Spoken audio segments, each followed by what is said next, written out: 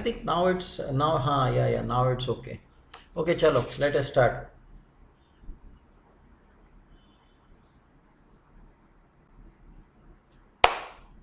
चलो cool, let us start. Alright, so तो fundamental analysis में पिछले बार हमने जो बात करे थे, जिसमें हमने ये देखा था कि आरबीआई ने ब्याज दर बढ़ाए, और स्वाभाविक ये रहता है कि अगर आरबीआई ने ब्याज दर बढ़ाया तो सबका यही सोच रहती है, सबकी यही एक्सपेक्टेशन रहती है कि मार्केट गिरना चाहिए.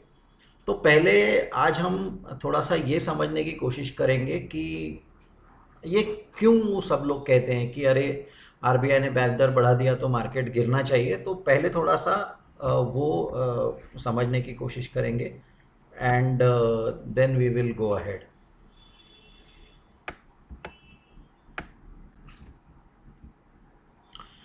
तो सबसे पहले इसको फाइनेंस के हिसाब से समझने की कोशिश करेंगे. बहुत बेसिक कंसेप्ट है. फाइनेंस में हम कुछ भी कहते हैं तो कंपाउंडिंग या पावर ऑफ कंपाउंडिंग या कंपाउंड इंटरेस्ट, इसके ऊपर बहुत महत्व रहता है. पूरा का पूरा फाइनेंस, जो भी इन्वेस्टिंग का लॉजिक है, जो भी इन्वेस्टिंग का कंसेप्ट है, वो सब कुछ कंपाउंडिंग के फॉर्मूला पे डिपेंड करता है या कंपाउंड इंटरेस्ट के फॉर्मूला पे डिपेंड करता है. तो कंपाउंड इंटरेस्ट का फॉर्मूला हमने कई बार इसको देखा है, फिर से इसको देखेंगे, क्योंकि किसी भी फाइनेंशियल एसेट का वैल्यूएशन ये एक कंसेप्ट के ऊपर डिपेंड करता है. तो इसलिए हम पहले वो कंसेप्ट समझने की कोशिश करेंगे. तो कंपाउंड इंटरेस्ट क्या कहता है? Compound interest is amount is equal to principal into 1+r raise to the power n. ये हम स्कूल में सीखे हैं, 5वीं कक्षा में, 8वीं कक्षा में ये आता है. तो इसका सामान्य भाषा में इसका अर्थ क्या रहेगा कि अगर मुझे 1 साल बाद 108 रुपये चाहिए, और अगर ब्याज दर 8% है, और अगर मुझे 1 साल बाद चाहिए, तो आज मुझे कितना पैसा इन्वेस्ट करना पड़ेगा. तो अमाउंट इज इक्वल टू 108, क्योंकि मुझे 1 साल बाद उतना पैसा चाहिए. रेट ऑफ इंटरेस्ट 8% से मेरा पैसा बढ़ेगा, और 1 साल n, तो आज का हमें प्राइस निकालना है, प्रेजेंट वैल्यू. तो अगर ये कंपाउंड इंटरेस्ट का फॉर्मूला है, तो इसी को अगर आप प्रेजेंट वैल्यू का फॉर्मूला करेंगे तो इसको डिस्काउंटिंग कहते हैं. और डिस्काउंटिंग का फॉर्मूला ये रहेगा कि प्रिंसिपल इज इक्वल टू, हम सिर्फ p को अलग करेंगे, तो principal is equal to a divided by 1+r raise to the power n. मराठीमध्ये याला चक्रवाढ व्याज म्हणतात, व्याजावर व्याज, इंटरेस्ट पे इंटरेस्ट. तो हमें ये देखना है कि अगर मुझे 108 रुपये चाहिए 1 साल बाद, तो आज मुझे कितना इन्वेस्ट करना पड़ेगा. तो इसलिए हम इसको फॉर्मूला में, इसका फॉर्मूला क्या आ जाएगा, p is equal to 108 divided by 1+8% और रेज़ टू द पावर 1. हमें इस इक्वेशन के लिए सॉल्व करना है, और अगर हम ये इक्वेशन के लिए सॉल्व करते हैं तो हमें p का वैल्यू आ जाएगा, हमें p का वैल्यू आ जाएगा रेज़ टू द पावर 1. तो उसका 100 आ जाएगा. ये बड़ा सिंपल है, आप इसको इस करने की भी आवश्यकता नहीं है. आप बोल सकते हैं कि ये तो हमें पता था करके. हम ये समझने की कोशिश कर रहे हैं कि जब आरबीआई ब्याज दर बढ़ाता है तो सब लोग क्यों कहते हैं कि स्टॉक मार्केट गिरेगा. उसके लिए हम फाइनेंस के या इन्वेस्टमेंट के सबसे बेसिक कंसेप्ट के ऊपर आ रहे हैं, विच इज़ कंपाउंडिंग या डिस्काउंटिंग. अब ये जो आर है, ये जो आर है, इसकी बात चल रही है. आरबीआई ने इसको बढ़ा दिया. आरबीआई ने इस 8 को 9 पर, आरबीआई ने जब रेपो रेट बढ़ाया, और जिसकी वजह से पूरी अर्थव्यवस्था में सारे के सारे ब्याज दर बढ़ गए. तो जब आपका आर बढ़ेगा, यानी अपने ये वाले फॉर्मूला में, हमारे ये वाले फॉर्मूला में यहाँ पे जो 8% लिखा है, ये 9% हो जाएगा. और अब अगर आप इसी फॉर्मूला को सॉल्व करेंगे, p को फॉर इंक्रीज्ड इंटरेस्ट रेट, जब ब्याज दर बढ़ गई है तब उसके लिए, क्योंकि आपको अभी भी 1 साल बाद 108 ही रुपया चाहिए. क्या क्या सेम है? आपको 108 रुपये पहले भी चाहिए था, अभी भी 108 ही चाहिए.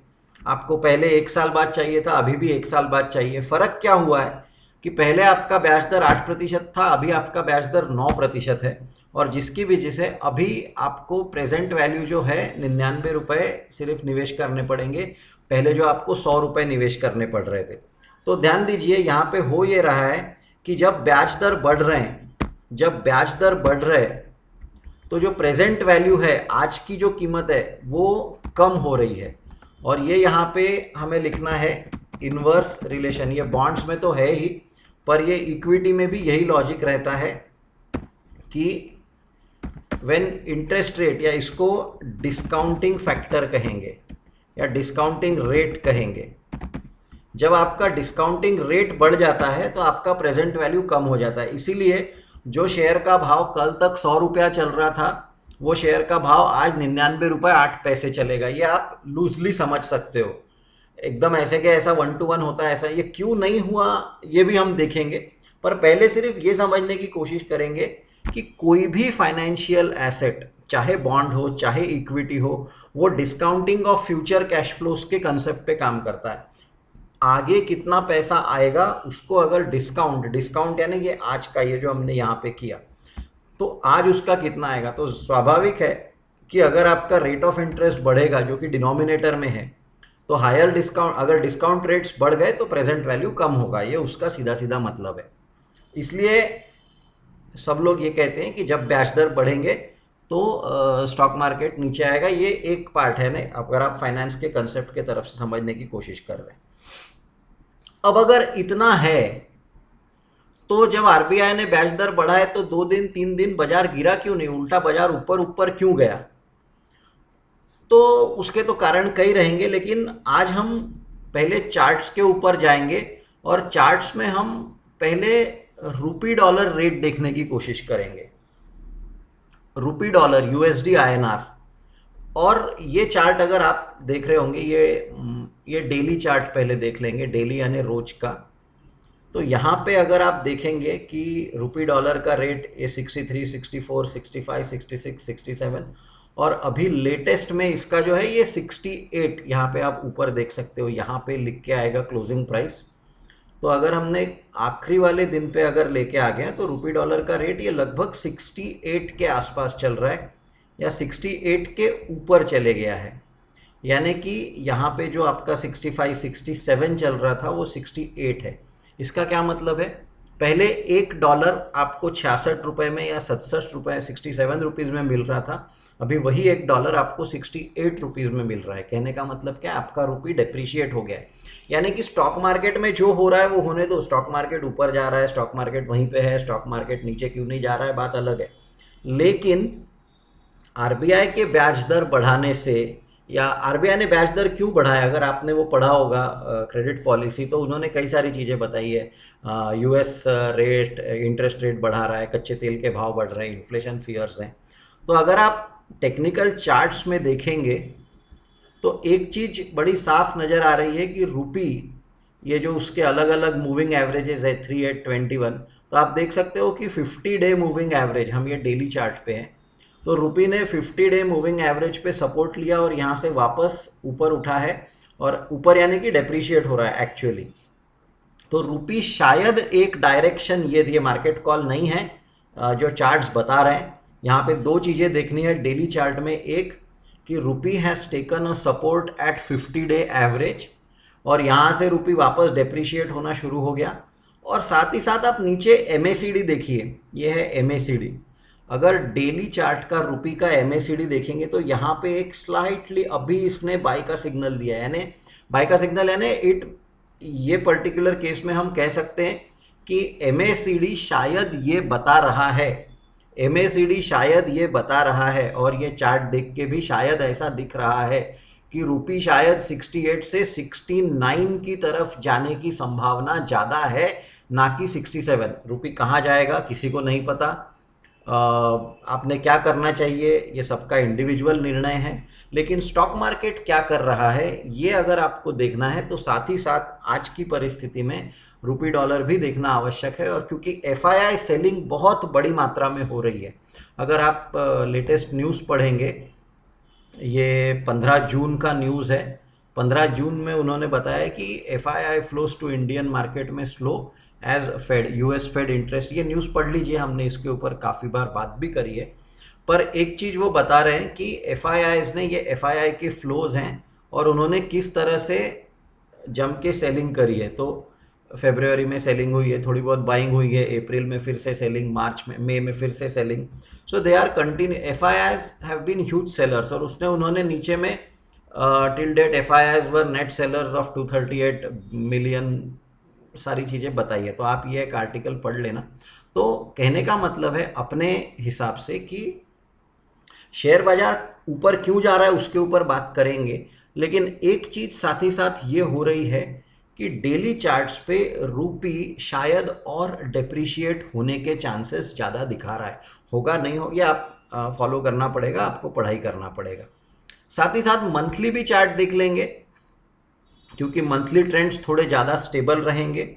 आप मंथली चार्ट में एक बड़ी इंटरेस्टिंग चीज़ दिख रही है रूपी की, कि यहाँ पे आप देख सकते हो एक ऑलमोस्ट ये 2/9 यानी कि 2013 की अगस्त सितंबर 2013 की लेवल, फिर वापस यहाँ पे वही लेवल। तो रूपी वापस एक बहुत नीचे स्तर पे आया है। और मंथली चार्ट्स पे भी अगर आप देखेंगे तो MACD ने जस्ट एक यहाँ पे क्रॉस दिया है। तो रूपी के डेली और मंथली चार्ट्स देख के शायद ऐसा लग रहा है कि रूपी डेप्रिशिएट होने की संभावना ज़्यादा है। तो इससे हमें क्या मतलब है, अगर रूपी डेप्रिशिएट होगा तो इसका एक मतलब यह है कि महंगाई बढ़ने की संभावना ज़्यादा है। अगर महंगाई बढ़ेगी तो RBI के ब्याज दर बढ़ाने की संभावना ज़्यादा है। और RBI अगर ब्याज दर बढ़ाएगा तो हमारे ये वाले फॉर्मूला में ये 9% का 10% कर लो, 10% का 11% कर लो, तो जितना जितना आपका डिस्काउंटिंग फैक्टर बढ़ते जाएगा, जैसे ये वाले फॉर्मूला में यहाँ पे जो 9 किया है, अगर इसी को आप, ये 9 को अगर आप 10 कर देंगे तो जैसे जैसे डिस्काउंटिंग फैक्टर बढ़ते जाएगा, जैसे जैसे इंटरेस्ट रेट बढ़ते जाएंगे, वैसे वैसे प्रेजेंट वैल्यू और कम कम होने की संभावना है। नहीं कि 100 का 99 हुआ, 99 का 98 हुआ।